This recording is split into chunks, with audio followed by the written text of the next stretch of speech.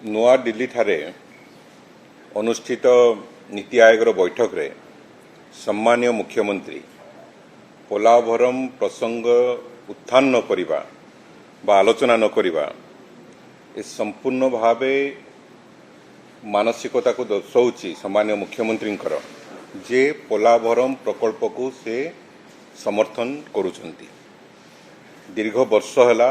ପୋଲାଭରମକୁ ନେଇ ଓଡ଼ିଶାବାସୀ ପ୍ରାୟ ସମସ୍ତ ରାଜନୈତିକ ଦଳ ସମସ୍ତ ଅନୁଷ୍ଠାନ ଏବଂ ସମସ୍ତ ବର୍ଗ याकू विरोध करके आसुचंती जे जदि पोलाभरम प्रकल्प संपूर्ण हुए बा कार्यक्षम हुए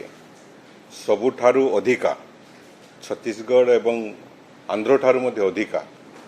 ओडिशा क्षतिग्रस्त हब। जीवन जीविका धनजीवन बहु ग्राम जलमग्न हब एवं एथिपाई समस्त चिंता प्रकट कला बेले जोपरि भावरे देशर अर्थमंत्री श्रीमती सीतारमण बजेट अभिभाषण रे कहिले जे पोलाभरम प्रकल्प पाई आमे अनुदान दबु अनुदान दिया जीवो। तो संगे संगे 4 दिन तले देशर जल शक्ति मंत्री सीआर पाटिल निजर प्रश्नर उत्तर रे कहिसंती जे मार्च 2026 सुधा पोलाभरम प्रकल्प को कोनोसी उपाय मध्य कार्य शेष करा जाई आको कार्यक्षम करा जीवो। तो एथिरे संपूर्ण भाव स्पष्ट बारी हो पड़ुछि जे भारतीय जनता पार्टी सरकार जो केंद्र रे भारतीय जनता पार्टी सरकार एवं आंध्र रे मिलित सरकार उभय सरकार पोलाभरम प्रकल्प को जेकोसी उपाय मध्य कार्यक्रम करेंगे। एवं यही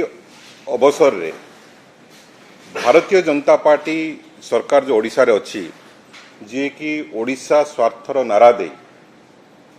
शासन को आसीचंती से माने चुप रहिबा ए समस्त को आचंबित करिছে। एणुकरी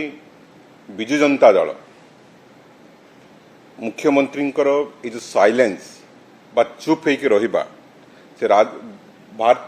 भारतीय जनता पार्टीर राजनैतिक संगठन किंबा सरकार उभय चुप होइके वर्तमान सुधा अछंती। बिजु जनता दल जवाब मागुची जे काहेकि मालकानगिरी जिला जो क्षतिग्रस्त होगा जाऊँगी से संबंध में आज पर्यंत कहार मध्य ठीक भाव में वक्तव्य आसी पारला नहीं कहीं आपको विरोध करा जाऊ नहीं। जड़े आदिवासी मुख्यमंत्री है गोटे आदिवासी अंचल मोटू तहसिल जो सबुठार उपेक्षित अंचल आज जलमग्न होगा जाऊँगी क्षतिग्रस्त होगा जाऊँगी धनजीवन नष्ट होगा जाऊँगी चुप रहिबा ये समस्त व्यथित कर तीव्र निंदा करुचु एवं